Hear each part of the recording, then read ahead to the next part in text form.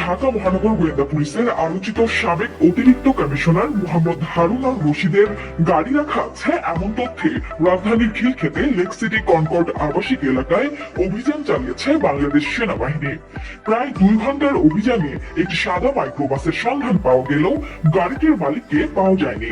পরে গাড়িটি নিয়ে চলে যান অভিযানে থাকা সেনা সদস্যরা। বৃহস্পতিবার দুপুর 2টার দিকে লেক সিটি কনকর্ডের বর্ণালী ভবনের নিচের গ্যারেজ থেকে গাড়িটি নিয়ে যান তারা।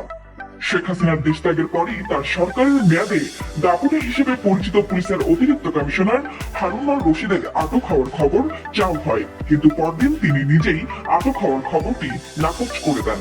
এরপর থেকে একরকম উধাও এই কর্মকর্তা। পট পরিবর্তনের প্রেক্ষাপটে পুলিশের প্রভাবশালীদের সঙ্গে একাধিক মামলায় আসামি করা হয়েছে হারুনকেও। তবে এখন তিনি কোথায় আছেন এ নিয়েও তৈরি হয়েছে ধোঁয়াশা। খিলক্ষেত লেক সিটি কনকর্ডের বর্ণালী ভবনের নিচে হারুনের একটি গাড়ি রাখা আছে। খবর পেয়ে সেখানে অভিযানে যান সেনাবাহিনীর সদস্যরা।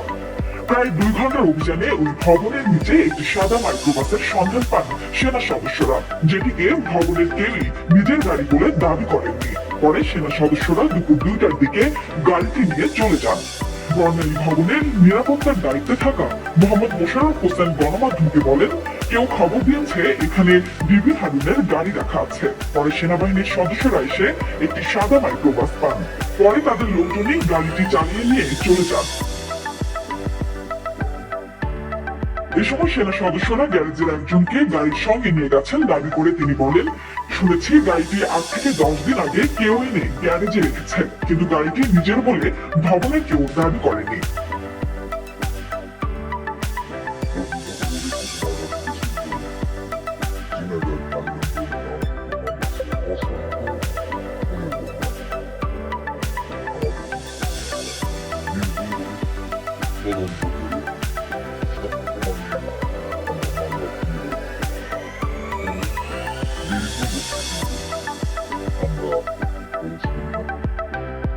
প্রভাবশালী ব্যক্তিগতভাবে হোক না কেন, সে যদি অনাত্মক জড়িত হয় তাকে আমার কিন্তু লাভ নেই। এমনিভাবে আমি মনে করি মামলা রুজু করেছে যদি কেউ নির্দোষ প্রমাণ করে তাদেরকে পুলিশ করা হবে এবং যারা